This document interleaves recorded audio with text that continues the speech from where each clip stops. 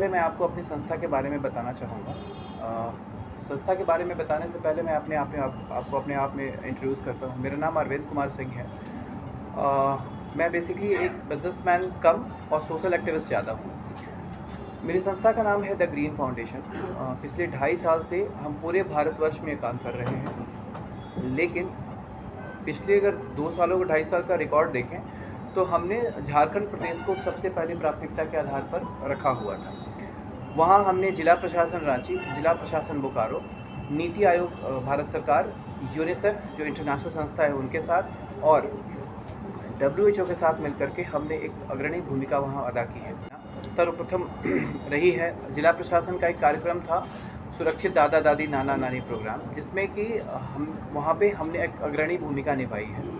दूसरा उनका एक समाज कल्याण का बूढ़ों और बच्चों के लिए एक प्रोग्राम था, जिसमें हमने वहाँ के DC के माध्यम से हमने वहाँ एक प्रोग्राम्स को कॉल सेंटर को लॉन्च करवाया था एक्साइसेस के माध्यम से। इसी प्रकार हमने बहुत सारे कार्य आपदा प्रबंधन को लेकर के किए हैं। ये जो ग्रीन फाउंडेशन है या ना बहुत सारे चीज़ों को तो हम कवर नहीं कर सकते हैं, लेकिन हमने कुछ वैसी चीज़ें को कवर किया है जहाँ तक मेरी क्षमता गई है। जैसे कि मैं आपको एग्जांपल दे दूँ, हमारा एक है फेट करता क्या है कि जो विलुप्त तो हो रही कला और संस्कृति है उसको हम अपने प्लेटफॉर्म पे, डिजिटल प्लेटफॉर्म पे वैसे लोगों को फाइंड आउट करते हैं जो विलुप्त हो रही कला और संस्कृति को उन्होंने संजो कर रखा है, उसको वो अपने प्लेटफॉर्म पे ला करके हम उजागर करेंगे किसी प्रकार की कला और संस्कृति को। दूसरा हमारा एक यूनिट है, यहाँ लिखा हो होप रेस्क्यू हमारा यूनिट ऐसा है वो जो सिर्फ और सिर्फ आपदा प्रबंधन और पेंडेमिक जैसे सिचुएशंस में काम करता है।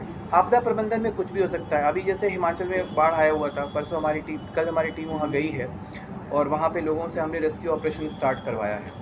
चूँकि आपदा प्रबंधन में पिछले 1.5 साल 2 साल से तो पेंडेमिक ही चल रहा है और इसमें हमने अग्रणी भूमिका भी निभाई है।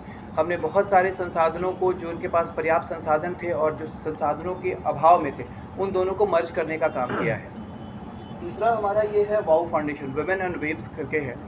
इस पर हम औरतों को गुजरी हैं, लेकिन अभी तक कोई ठोस कदम नहीं उठाया गया। मैं सिर्फ सरकार से अपने कुछ सुझाव हमारे पास है जो हम आने वाले समय में सरकार को हम सुझाव देंगे कि हाँ, आने वाले कुछ समय में हम बाढ़ के प्रभावित कैसे लोगों को कैसे वहाँ रोजगार बना सकते हैं, लोगों को कैसे समृद्ध कर सकते हैं। क्योंकि बाढ़ को तो नहीं रोका जा सकता है, लेकिन बाढ़ से होने वाले नुकसान को तो रोका जा सकता है। गवर्नमेंट लेवल या ब्यूरोक्रेसी के लेवल पर नैतिक मूल्य नहीं है अभी आपके अंदर, ये मानते हैं? ये इस पर मैं कोई टिप्पणी नहीं करूँगा। आपने कहा कि नैतिक मूल्यों की ज़रूरत है। नैतिक मूल्य, मैं शिक्षा बात कर रहा हूँ। मैं शिक्षा में नैतिक मूल्यों के बारे में इस पर्टिकुलर पाठ्यक्रम को लेकर के मैं इनिशिएट करने का एक सरकार को एक सुझाव दूँगा। शिक्षा का भी क्षेत्र बहुत बड़ा है जी, इस पे कैसे क्या? देखिए, मैंने अब कहा ना कि शिक्षा अभी तो शिक्षा व्यवसायीकरण है पूरे विश्व के परिदृश्य में देखें तो आप खुद में सोचिए कि आज के डेट में सबसे महंगी चीज़ क्या है? शिक्षा एवं स्वास्थ्य। ठीक है, देखिए आज भी देखा जाए, मैं आपको सही बताऊँ, सरकार के पास ना संपूर्ण संसाधन है। किस सरकार के पास संसाधन नहीं है? वो सबसे पहले किसी भी सरकार की पहली प्राथमिकता शिक्षा और स्वास्थ्य रहती है। सरकार ने उसका यूज़ भी किया है। कमियां हमारे अंदर हैं। हम अपने बच्चों को कभी सरकारी स्कूल में नहीं भेजते। क्यों नहीं भेजते?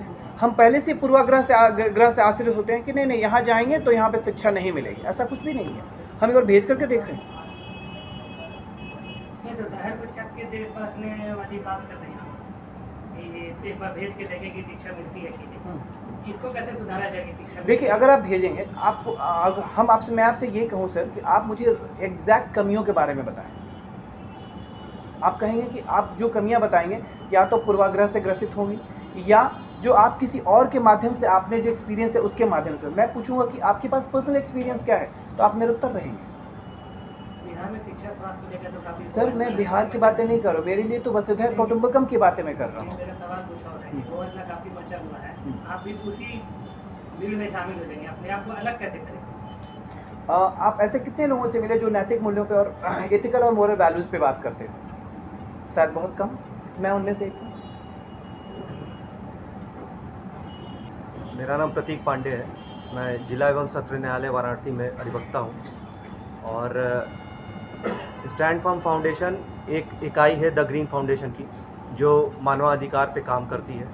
मैं उसको आगे बढ़ाता हूँ और मैं उसका जितना भी लीगल व्यू पॉइंट है मैं उसको कंसर्न अथॉरिटी या जुरिसडिक्शनल अथॉरिटी के सामने रखने का मेरे ऊपर दायित्व सौंपा गया। अब हाल फिलहाल में एक पॉक्सो एक्ट में अमेंडमेंट किया गया है जिसमें ये बात अमल में लाई गई है कि 376, 376 AB ऐसे करके जो भी ऑफेंसेस है या जो भी सेक्शन के मैटर हैं उसमें जो चार्जशीट दायर करने का समय अवधि है उसको 1 माह किया गया है। और अगर कानूनी प्रावधानों की बात करें हम तो कानूनी प्रावधान ये कहते हैं, अगर दंड प्रक्रिया संहिता की बात करें कि 60 दिन और 90 दिन ये दो ये टाइमलाइन दी गई है कि इसमें कुछ धाराओं में अगर मुकदमे पंजीकृत होते हैं तो इस टाइम फ्रेम में विवेचक को आरोप पत्र न्यायालय में दाखिल कर देना चाहिए।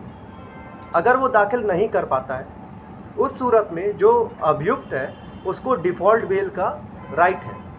उसको उस समय अगर उस टाइमलाइन में आरोप पत्र न्यायालय में दाखिल नहीं हुआ तो वो डिफ़ॉल्ट बेल फाइल कर सकता है और उसको उस बेल पे छोड़ दिया जाएगा बेल बॉन्ड फर्निश करने पर। न्यायालय में 1 महीने के लिए पॉक्सो एक्ट में अमेंडमेंट किया गया लेकिन डिफ़ॉल्ट बेल के प्रोविज़न को अमेंड नहीं किया गया। इस पे हम जनहित याचिका एक फाइल कर रहे हैं कि आप इलीगल डिटेंशन में किसी को कैसे रख सकते हैं। इस बात को हम अपनी जनहित याचिका के थ्रू माननीय उच्च न्यायालय इलाहाबाद के सामने रखने जा रहे हैं और उम्मीद है कि न्यायालय हमारी बात को सुन के उसका संज्ञान लेंगे और इस पर कार्रवाई को आगे करेंगे।